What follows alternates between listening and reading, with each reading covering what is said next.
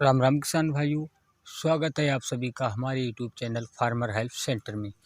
किसान भाइयों, आज की इस वीडियो में हम बात करने वाले हैं कि गेहूं की फसल में जो पीलापन की समस्या आती है, जिस कारण हमारे किसान भाई काफ़ी हद तक परेशान हो जाते हैं कि वो अपनी गेहूं की फसल से जो पीलापन की समस्या है उसको कैसे दूर कर सकें।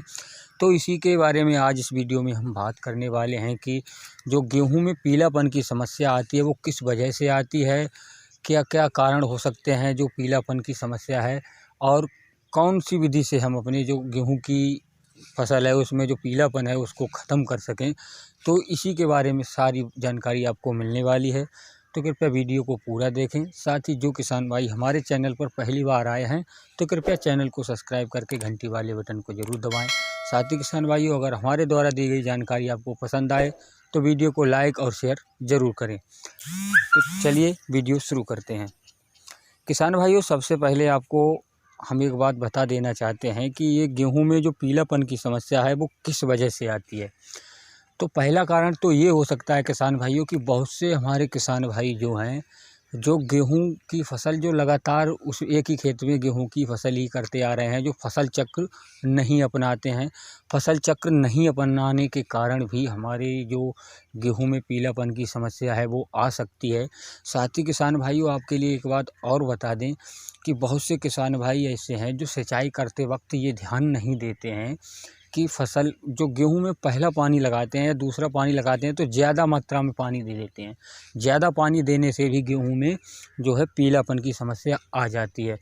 किसान भाइयों, एक तो आपको ध्यान में रखना है कि फसल चक्र अपनाना है। दूसरा जो है कि वो आपको अपनी गेहूं की फसल में पानी नियमित रूप से देना है, वो हल्का पानी देना है। ज़्यादा सिंचाई अगर आप एक खेत की कर देंगे और वो मोटी मिट्टी है तो ऐसे में पीलापन की समस्या आ सकती है।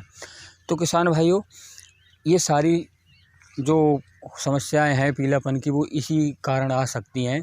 तो इस समस्या से निपटने के लिए हमारे किसान भाइयों के सामने काफ़ी समस्या आती है कि वो कौन कौन से उर्वरक का प्रयोग करें जिससे कि वो पीलापन की समस्या है वो ख़त्म हो जाए। तो इसके लिए हमारे किसान भाइयों को सबसे पहले तो अपनी फसल में, जैसे हमारे किसान भाई यूरिया का प्रयोग करते हैं, तो उसमें कम से कम प्रति एकड़ के हिसाब से हम आपको बता रहे हैं कि कम से कम 5 से 6 किलोग्राम जिंक सल्फेट का प्रयोग अपनी फसल में आप यूरिया के साथ मिलाकर छिटकमा विधि से प्रयोग कर दें। किसान भाइयों, जिंक सल्फेट से दो फायदे होते हैं। अगर हमारी फसल में जो जिंक की कमी से पीलापन आ रहा है या फिर सल्फ़र की कमी से आ रहा है तो दोनों की समस्याएं समाप्त हो जाएंगी। तो ऐसे में हमारे किसान भाइयों को यूरिया के साथ में जिंक सल्फेट का प्रयोग करना है।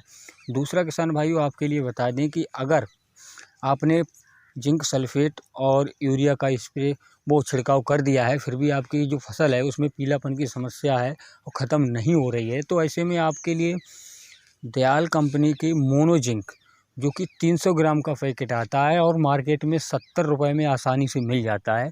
तो आपको ध्यान रखना है कि दयाल कंपनी का मोनो जिंक जो आता है उसको लेकर आना है, और 300 ग्राम का जो पैकेट होता है उसको कम से कम 150 लीटर पानी में मिलाकर 1 एकड़ खेत में अपने स्प्रे करना है। अगर आपकी गेहूं की फसल में जो पीलापन की समस्या है तो निश्चित ही आप इसका स्प्रे करेंगे तो निश्चित ही आपकी जो गेहूं की फसल है वो आराम से सही ढंग से हो जाएगी, हरी भरी हो जाएगी, और जो पीलापन की समस्या है वो ख़त्म हो जाएगी। तो किसान भाइयों, आपको हमेशा ध्यान में रखना है कि अपनी जो गेहूं की फसल है अगर उसमें पीलापन की समस्या आ गई है तो इन दोनों तरीक़ों से आप अपनी गेहूं की फसल की पीलापन ख़त्म कर सकते हैं।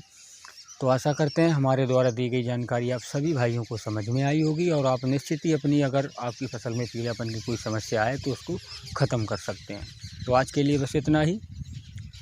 जय जवान जय किसान।